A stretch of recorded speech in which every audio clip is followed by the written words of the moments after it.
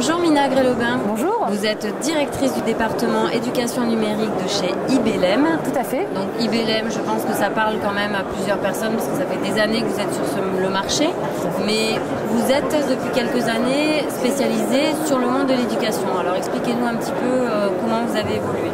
Alors parfaitement. Alors effectivement, IBLM existe en tant que tel depuis 16 ans maintenant. IBLM est initialement ce qu'on appelle un pure player de la mobilité. C'est-à-dire que depuis 16 ans, IBLM gère tout ce qui est parc de tablettes, smartphones. On sécurise, on paramètre. Initialement, c'est le cœur de métier. Il y a 5 ans, à la demande des établissements précurseurs dans le domaine de l'éducation numérique, on a décidé de franchir le cap sur tout ce qui était éducation, parce qu'à un moment donné, ils sont venus nous voir en nous disant « Nous aimerions introduire le numérique dans notre établissement. Qu'est-ce qu'il faut faire? On ne sait pas quoi faire.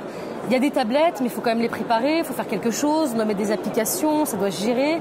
Vous qui faites ça dans le cadre du secteur privé, ne pourriez-vous pas faire un transfert sur l'éducation ?»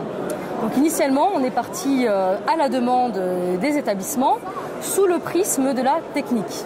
Donc il y a 5 ans, éducation numérique, c'est court et c'est long à la fois. Ça veut dire qu'on a suffisamment de distance et de recul pour être capable et pour avoir été capable d'apprendre et de comprendre comment marche ce secteur.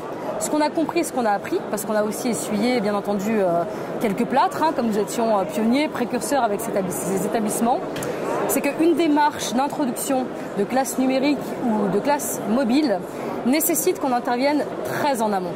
Très en amont, ça veut dire qu'en réalité, il n'y a pas de secret. Il faut partir de l'usage. Si on ne sait pas pourquoi est-ce qu'on met en place une classe numérique ou une classe mobile, ça ne sert absolument à rien. Gardez vos sous pour autre chose, ça n'est pas nécessaire. L'usage va de toute façon servir ensuite à construire la globalité du projet. L'usage, c'est, moi je suis enseignant, je suis un établissement, une collectivité, comment vais-je me servir de ces tablettes? Finalement, il faut se dire que ce sont les enseignants et les élèves qui vont donner du sens à l'introduction du numérique dans les établissements. Donc intervenir très en amont, ça veut dire aller à la rencontre des établissements, parler et surtout les faire parler et les écouter.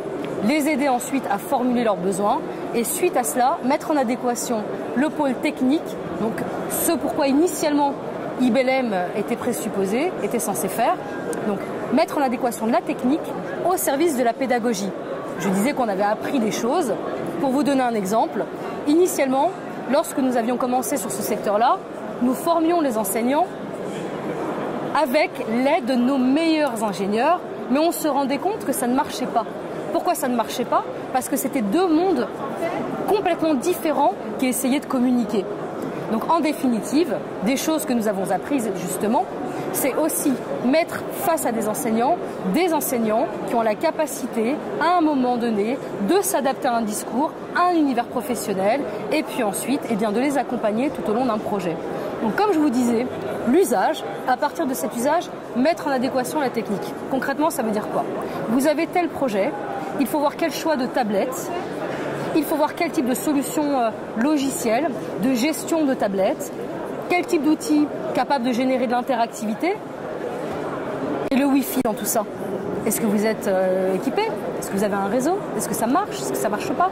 Si ça ne marche pas, nous avons aujourd'hui la possibilité, la capacité de rendre ce service, d'offrir ce service aux établissements.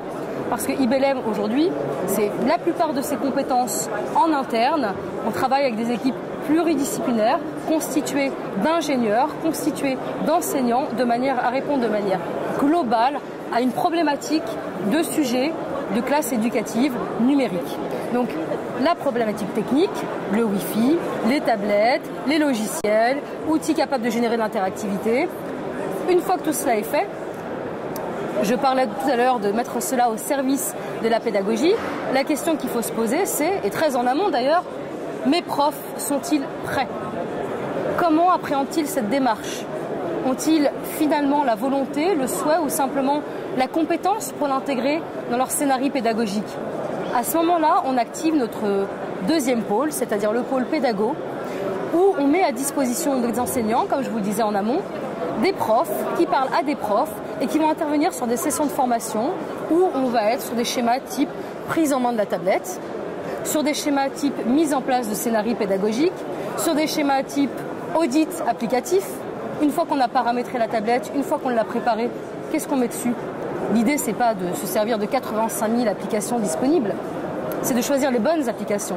C'est à un moment donné se poser avec les enseignants, réfléchir à leurs besoins et se dire « j'ai détecté ce besoin, suite à cet échange, je vous propose de mettre face à cela tel et tel contenu applicatif de manière à ce que vous puissiez utiliser ce pack applicatif au quotidien et l'optimiser. » C'est-à-dire que pour le lancement de ce type de projet, inutile de se dire qu'on va se servir de 50 000 applications et qu'on va tout faire la première année. Ce sont des étapes, des paliers, et IBLM, de par son accompagnement, gère cela avec les établissements dans sa globalité. Alors, un autre point qui est crucial, très souvent, nous avons des établissements qui ne disposent finalement pas de ressources techniques en interne. Et cela peut être un véritable frein à la mise en place, à l'introduction du numérique. Comme je vous l'ai dit, nous on se positionne vraiment comme étant un facilitateur de l'introduction du numérique. Ça veut dire également mettre à disposition de ces établissements une ressource technique qu'on appelle chez nous l'IBLM Bar. Très simplement, en fonction d'une périodicité ou d'une durée déterminée en amont avec l'établissement ou le département, la collectivité, on va mettre à leur disposition une ressource IT qui va gérer tous les tracas, toutes les problématiques techniques de manière instantanée puisqu'elle sera sur place. Ce service-là peut marcher de manière corrélaire également avec un autre service qu'on met à disposition des enseignants, des établissements, qui s'appelle le service manager éduc. Alors qu'est-ce que c'est? C'est une sorte de conciergerie complètement orientée éduc, où on va gérer le MDM, les tablettes à distance pour le compte des établissements. Un exemple type, je suis un prof de 5e, je veux pousser telle application sur l'ensemble des tablettes 5e sur tel niveau. Qu'est-ce que je fais? Vous envoyez un mail à IBLM, vous téléphonez à IBLM et dans l'heure, l'ensemble de vos applications vont être installées sur le bon profil. Et la magie opère. Donc aujourd'hui, notre positionnement est très simple. C'est vraiment accompagner les établissements main dans la main parce qu'on n'est pas prestataire. Hein. Dans l'éduc, on n'est pas prestataire. On est partenaire. On est dans la co-construction. On n'est pas sur un schéma où on va se dire je fais du copier-coller. C'est pas juxtaposable à un projet éduc. Hein. Projet éduc, même si c'est un dénominateur commun, certes, mais derrière cela, c'est vraiment être à chaque fois dans le sur-mesure, dans la co-construction. On ne rentre pas dans un sujet comme ça sur 2 mois, 6 mois, 1 an. Souvent, c'est 1 an, 2 ans, 3 ans. On commence avec une classe mobile, on commence avec un niveau et on généralise. Donc nous, aujourd'hui, la partie technique, le Wi-Fi, les logiciels, les tablettes, on approvisionne également en matériel. La partie pédagogique, c'est systémique. Hein. On accompagne les enseignants dans le cadre d'un cursus de formation globale sur 1 an, sur 2 ans. On les accompagne ensuite de façon à régler toutes les problématiques techniques si c'est nécessaire. Si les établissements disposent déjà des ressources techniques en interne, nous, on va assurer après tout ce qui va être monté en compétence de leurs ressources techniques de manière à ce qu'elles puissent être par la suite autonomes. Donc, vous l'aurez compris, c'est vraiment une gestion globale du projet. On est vraiment là comme étant un point d'entrée unique. C'est un service à choix multiples. Tout à fait. Bien compris. Est-ce que j'ai une question par rapport à l'entrée et le développement du BIOD, Bring Your Own Device, dans les lycées notamment?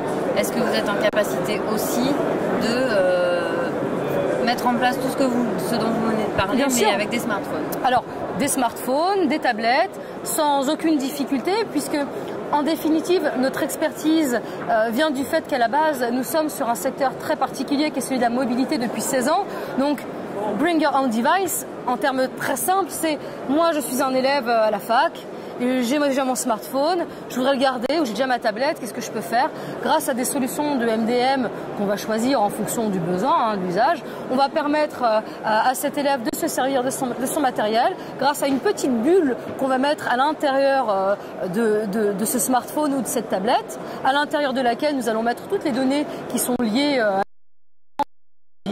à l'école ou à l'université en question et que nous allons gérer de la même manière qu'une tablette ou un téléphone lambda, sauf que grâce à cette bulle, nous allons respecter ce qui appartient à la vie professionnelle et respecter ce qui est de l'ordre de la vie privée. Donc sans aucune difficulté, ça fait partie de notre métier. Merci. Je vous remercie.